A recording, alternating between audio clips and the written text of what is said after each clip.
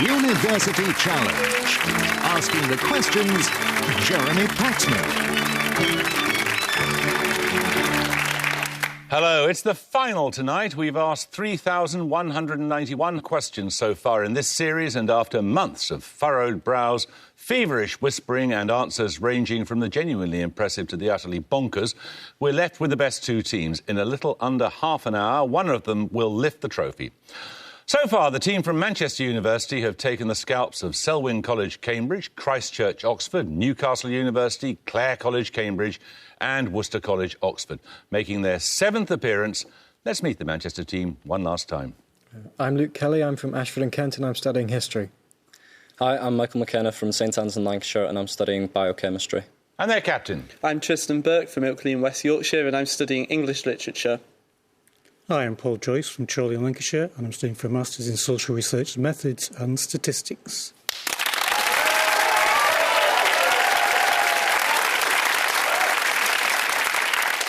Now, the team from Pembroke College, Cambridge, have reached the final without losing a single match. Their victims were St Anne's College, Oxford, Nottingham University, Balliol College, Oxford, Clare College, Cambridge and University College, London. Let's meet again four young people hoping to become series champions. Hello, my name is Edward Banks. I'm from 7X in Kent and I'm reading English. Hi, I'm Ben Pugh. I'm from North London and I'm reading German and Russian. And their captain. Hello, I'm Bibek Mukherjee. I'm from Canterbury in Kent and I'm reading economics. Hi, I'm Imogen Gold. I'm from London and I'm reading engineering.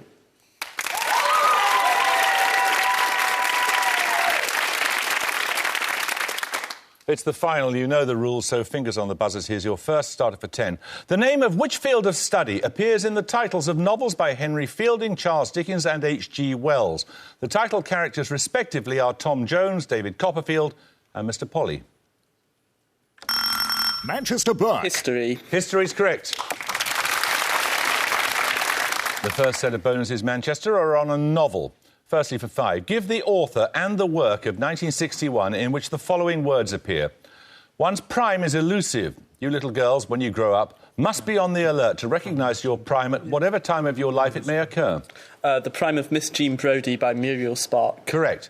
In the novel, Spark writes that Miss Brodie's pupils knew the rudiments of astrology, but not the date of the Battle of Flodden or the capital of Finland.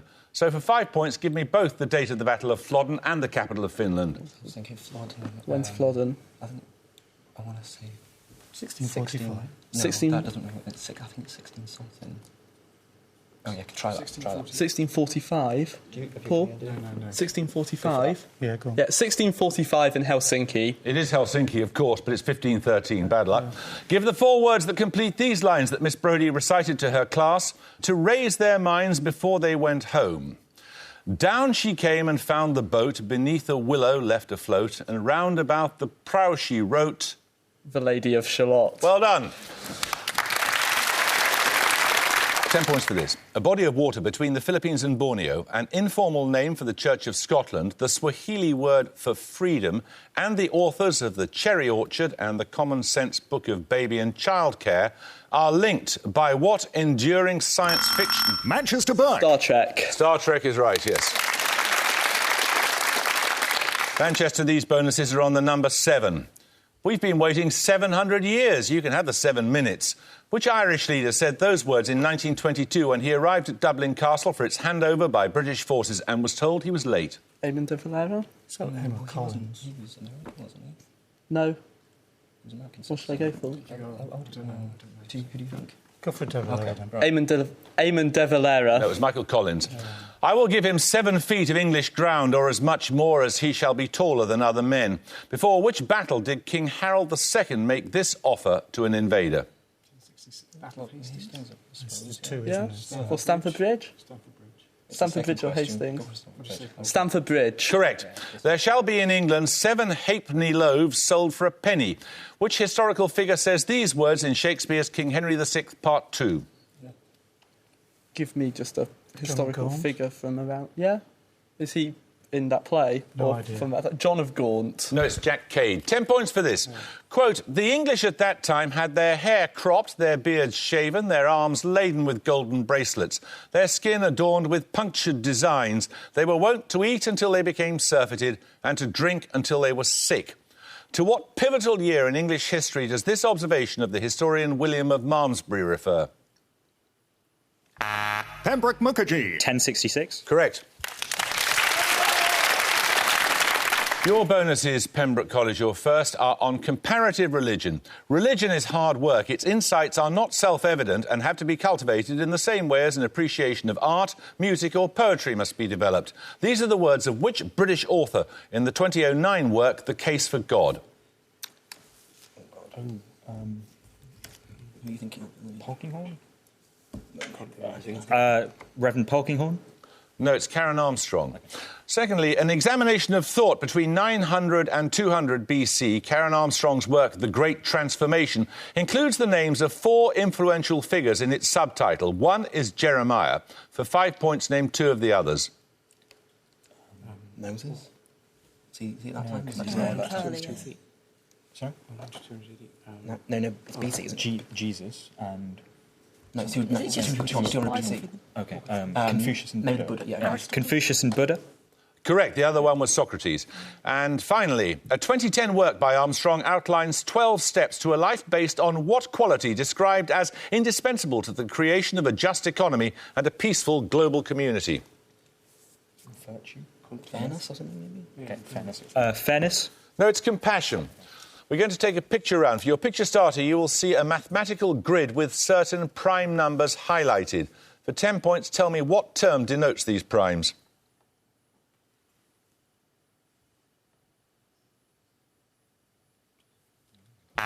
Pembroke Gold. Mersenne. No. Manchester, one of you, Buzz? Manchester Buck. Special. No, they're happy primes. So, picture bonuses in a moment or two. 10 points for this.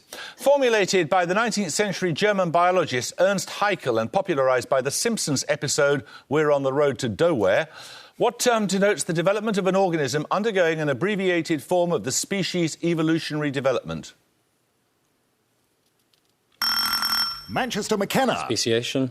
No. Anyone want a buzz from Pembroke? It's... Pembroke Gold. Chrysalis. No, it's ontogeny recapitulates phylogeny. 10 points for this.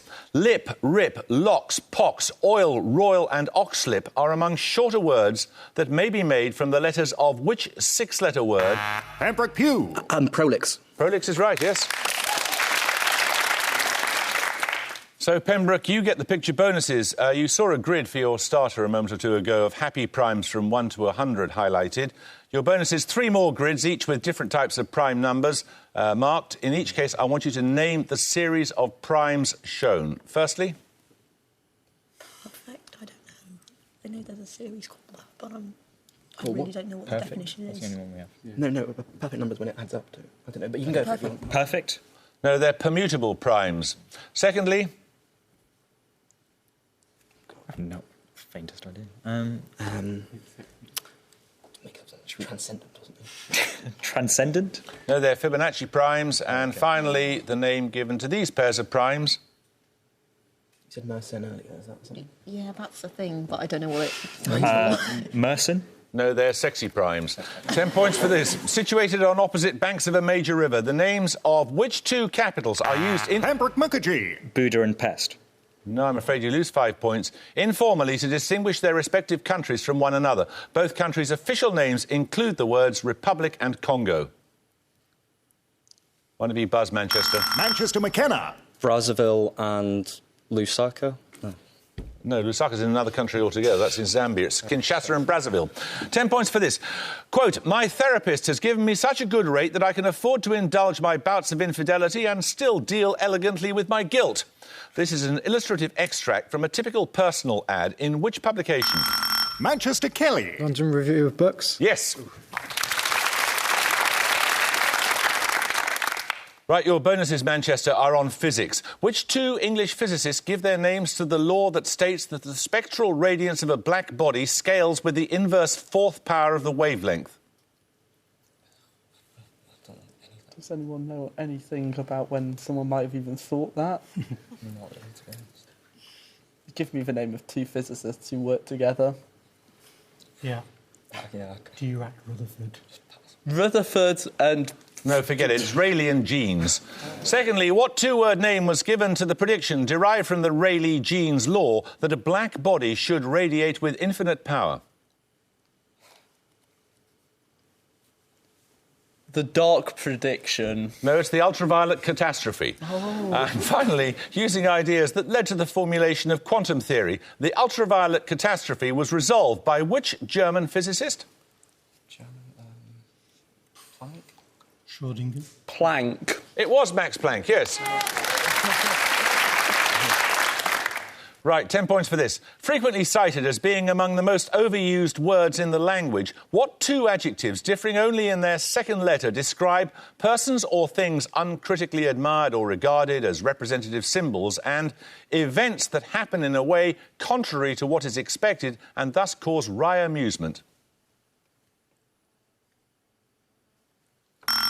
Manchester Kelly. Ironical and not iconical.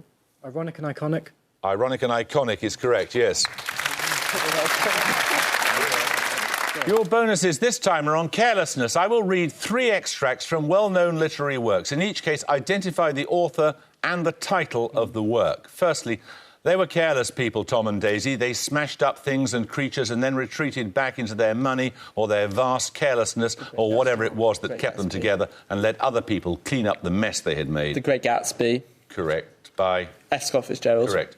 Who hath not seen thee oft amid thy store? Sometimes whoever seeks abroad may find thee sitting careless on a granary floor, thy hair soft lifted by the winnowing wind. Does anyone have any ideas? No. Romeo and Juliet by Shakespeare? No, it's Keats's Ode to Autumn. To lose one parent, Mr. Worthing, may be regarded as a misfortune. To lose both looks like carelessness. That's The Importance of Being Earnest by Oscar Wilde. Correct. 10 points for this. What single-word neologism was coined by K.W. Jeter, author of the 1979 novel Morlock Night, to denote the subgenre of science fiction and speculative fiction set in worlds that... Pembroke Pugh. Fan fiction? Fanfic? No, I'm afraid you lose 5 points. Science fiction and speculative fiction set in worlds that run on clockwork mechanisms and other... Manchester Kelly. Steampunk? Steampunk is correct, yes. Manchester, these bonuses are on a constructed language. Toki Pona is an experimental language first published online in 2001 by the Canadian linguist Sonia Ellen Kisa. The word Toki means talk. What is the meaning of Pona, P-O-N-A, derived via Esperanto from Latin? Note that Toki Pona has no letter B. Talk well, then. Toki good. yeah, talk well or talk good. No, it's good. I have to accept well, which is what you said first off. Toki Pona is intended to test the hypothesis that the words and forms of a language influence the way its users perceive the world. Which two linguists give their names to this hypothesis? Anyone? I only know. Already know. Go on. Who? Chomsky. Searle, is there one called Searle? Chomsky and Searle. No, they're Sapir and Worf. And in Toki Pona, finally, the word yo means have, con means air, breath means spirit, and sin means new, and all derived from which major world language? Greek. Chinese. Chinese. Correct. Right, we're going to take a music round now. For your music starter, you'll hear an extract from Gustav Holst's The Planet Suite. For 10 points, I want you to name the particular planet that is the title of the piece.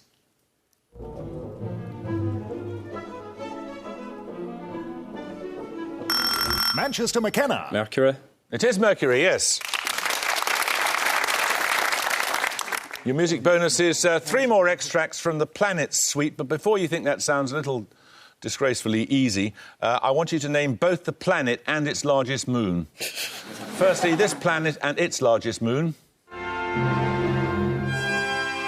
Jupiter, isn't it? The biggest moon is Ganymede. I'll be happy that's Jupiter. It sounds a bit regal, doesn't it? Jupiter and Ganymede. No, it's Saturn and Titan. Secondly, this planet and its largest moon.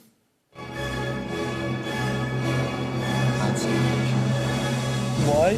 But Neptune been... Yeah. I don't know, it sounds like one of the things that you see it's like a boat on water. I don't know. Which one? I might go for Jupiter. Oh, it might be Mars' largest planet. Mars is large. Females and teams. Doesn't sound like full boss. for? Neptune. Neptune and Triton. Neptune and No, Triton. it's Uranus and Titania. And finally, this planet and its largest moon. That's Mars. Is it Phobos? I didn't go for Phobos. Mars and Phobos. Correct. 10 points for this. Listen carefully. Answer as soon as you buzz. Goldman Sachs chief economist Jim O'Neill coined the acronym BRIC to denote the notions that are... Pembroke Pugh. Brazil, Russia, India, China. Correct. Your bonuses this time are on plant cytology. What specific term denotes the soft wall, undifferentiated cells that form the basic ground tissue of plants? They make up the bulk of non-woody structures such as pith and mesophyll. Something thin, Not slightly thin, or I don't know. Let's have an answer. Pass. Parenchyma. From the Greek for divided, what term indicates plant tissue capable of undergoing mitosis, thus giving rise to new cells at the growing tips? I don't know the word, and I'm not... Okay, no, we don't. Pass. That's meristem. And finally, what term denotes the lateral meristems from which secondary growth arises, forming cork and vascular bundles? Buds. Buds. No, that's cambium. 10 points for this. A tidy laboratory means a lazy chemist. This remark is attributed to which Swedish scientist? Born 1779, he established the modern technique of chemical formula notation and discovered selenium, thorium and cerium. Manchester Joyce. Celsius. No. Anyone want to buzz from Pembroke? Pembroke Pugh. Basilius. Correct. Your bonuses are on psychology this time, Pembroke College. Which American university gives its name to a notorious experiment of 1971 in which a simulated prison was set up in the basement of the psychology department and students were randomly assigned the roles of inmates and guards? Stanford. Correct. Which Midwestern State University gives its name to a 1944 starvation experiment in which conscientious objectors were subjected to malnutrition and their physical and psychological responses monitored? I go Ohio State. Iowa. Iowa. No, it's Minnesota. Which US psychologist gives his name to an obedience to authority study in which people apparently showed themselves willing to administer electric shocks to other experimental subjects? Milgram. Correct. Another starter question. The name of which Asian island is spelt with the initial letters of the world's deepest lake, the world's highest waterfall, France's longest... Manchester Kelly. Borneo. No, I'm afraid you lose 5 points. The world's highest waterfall, France's longest river and the UK's northernmost Pembroke city. Banks. Bali. Bali is correct, yes. Your bonuses this time are on angles, Pembroke College. What name is given to the steepest angle of descent or the dip of a slope relative to the horizontal plane at which material on the slope face is on the verge of sliding? Steepest angle of descent. Do you remember from Come on. graphs? Pass. It's the angle of repose. In geometric optics, what term is used for the angle that a ray or beam of radiation makes with a line perpendicular to the surface at the point of arrival? Angle of refraction. Refraction, yeah. Angle of refraction. No, it's the angle of incidence. Finally, named after a Dutch physicist, which law states that the ratio of the sine of the angle of incidence to the sine of the angle of refraction is constant when a light ray passes from one medium to another? I don't know. It could be Fresnel or something. Fresnel. Yes. Nominate Pew. Fresnel. No, it's Snell's law. 10 points for this. Its precise definition varying depending upon whether market institutions are included or not. What two-word term describes the set of intermediate relations and associations that are neither the state nor the extended family? Manchester Kelly. Civil society. Correct. Right, your bonuses this time, Manchester, are on volcanoes. Péléan eruptions are named after the 1902 eruption of Mont Pelée that devastated the town of Saint-Pierre on which island in the Lesser Antilles? Montserrat.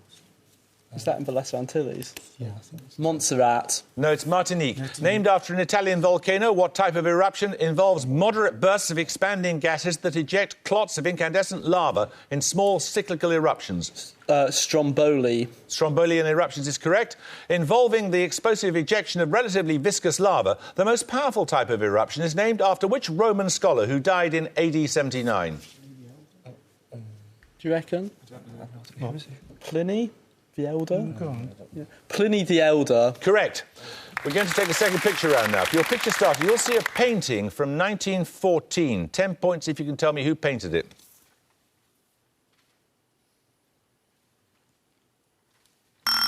Manchester Joyce. Adolf Hitler. Yes.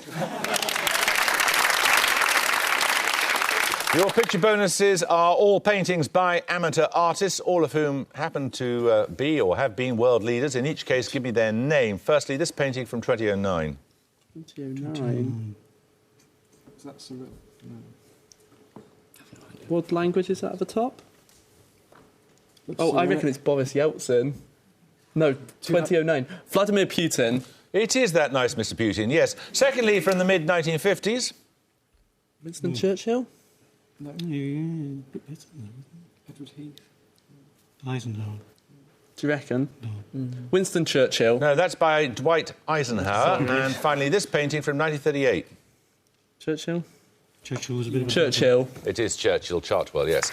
10 points for this. Definitions of what two-word term include, somewhat fancifully, Santa's little helpers and, more correctly, subdivisions of a sentence introduced by words such as who... Manchester Kelly. Subordinate clauses? Correct. Your bonuses are on the definitions, a dictionary of philosophical terms often included in the corpus of Plato's works. In each case, give the philosophical concept from the definition. In each case, you may answer in either Greek or in English. Firstly, political judgment of many people not limited to a certain time. Democracy? Law? No. Anyone? No. Democracy. No, it's law. Secondly, the best disposition, the state of a mortal creature which is in itself praiseworthy, the state which produces faithfulness to law. Fidelity? Judgment? Fidelity. No, it's virtue. And finally, the gift of good things given for virtuous deeds, the dignity conferred by virtue, dignified bearing, the cultivation of one's dignity. Honour? Honour. Honour is right. 5.5 minutes to go, 10 points for this. Which Polish composer entitled his first symphony in 1959? The second is known as the Copernican, and a recording of his third, Symphony of Sorrowful Songs, but... Pembroke Pugh. Goretzky. Goretzky is correct, yes. Your bonuses are on melting points. Name the two elements which are liquid at 20 degrees Celsius, one having the atomic number 80, the other having an atomic mass of approximately 80. Bromine, yeah. Mercury and bromine. Correct. Which group 1 element is solid at normal human body temperature but melts at a fever temperature of 39.31 degrees Celsius? Potassium. Group 1, yeah. Potassium. No, it's rubidium. What is the only element that can, in pure form and at standard atmospheric pressure, remain solid above 3,500 degrees Celsius? Tungsten. Carbon. Carbon. Carbon is correct. 4.5 minutes to go, 10 points for this. Which ravine in the Great Rift Valley in northern Tanzania is the site of significant finds of humanoid fossils? Pembroke Pugh. Olduvai. Olduvai is right.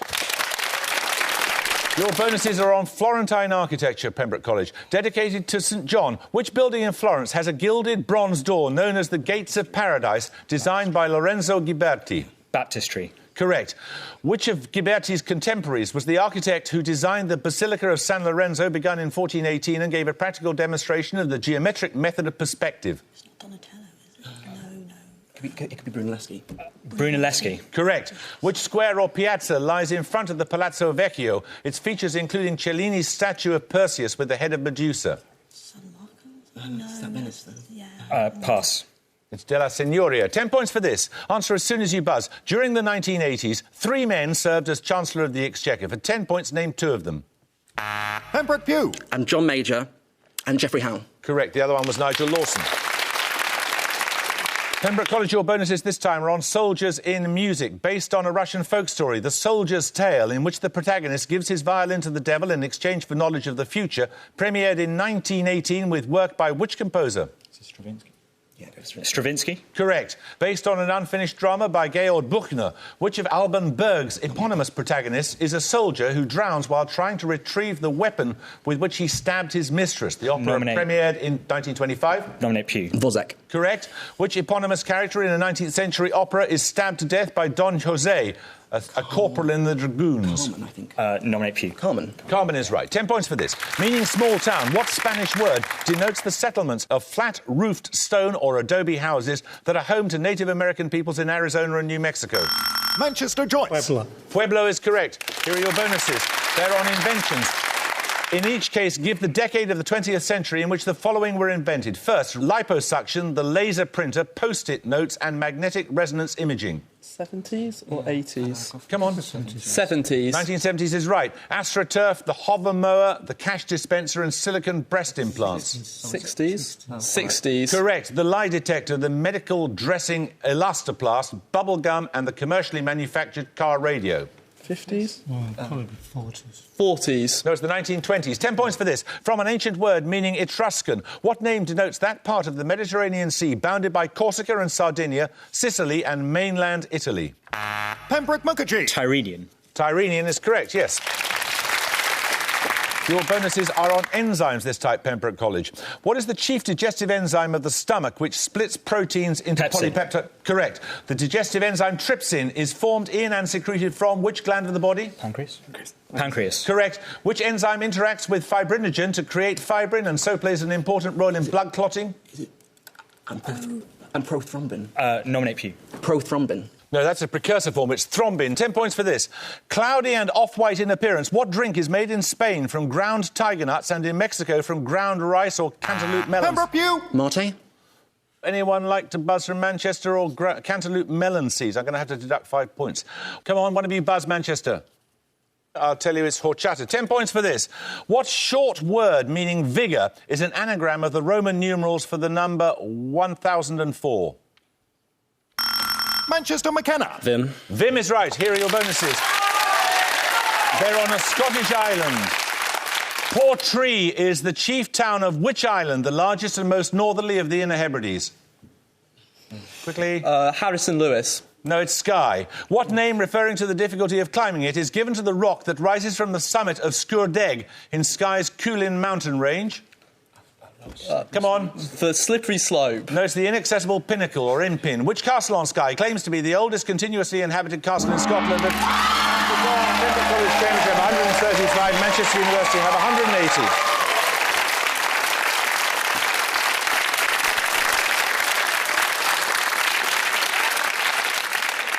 Well, bad luck, Pembroke. Someone's got to lose, but you've had a terrific run in this contest, and thank you for being with us. Manchester, terrific performance from you again. Congratulations. You won the title.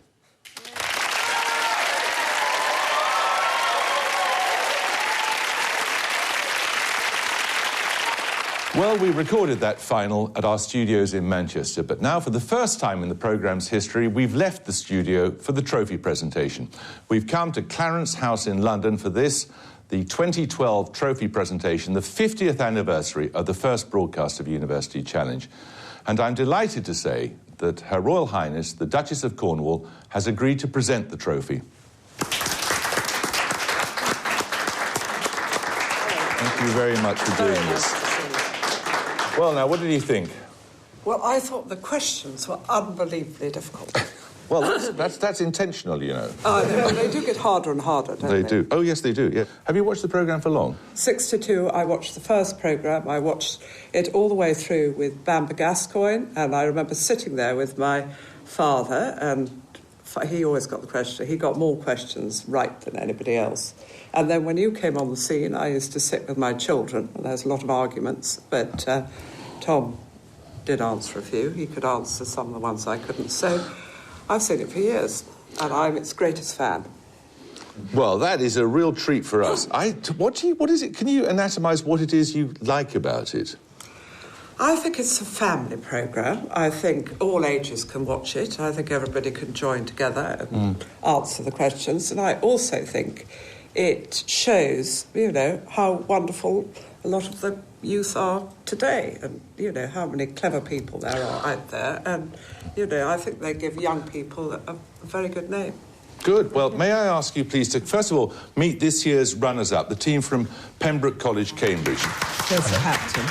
So how do you appoint a captain? Do they all appoint you? This is quite funny. I think we flipped a coin, and I managed to get lucky. Well, can I ask very, you? very well done. There we are. So we've got a trophy for you as well. Thank you. So I better give it to the captain here.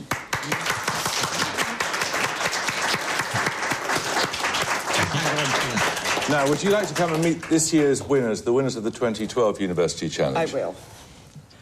How do you do? This is the captain. Hello. Hello. Very nice to see you. So they picked you as captain? Yes, they did. Did you? But it wasn't my decision. No. Did you flip a coin? Or? Oh, I was appointed. You were appointed? I was appointed, yes. So you must be a very good leader. No, I'm not. Can I ask you to present the trophy now, Your Royal Highness? Can I give you this rather splendid Thank trophy? you. Don't drop it.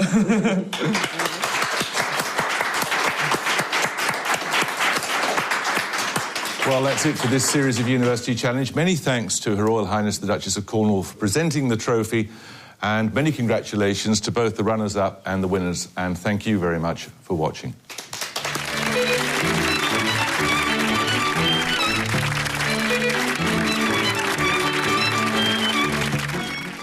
There's more quizzing over on BBC4 now with a Sport Relief special celebrity edition of Only Connect. Here on BBC2 next, in a new series, meet Rachel Koo in a little Paris kitchen.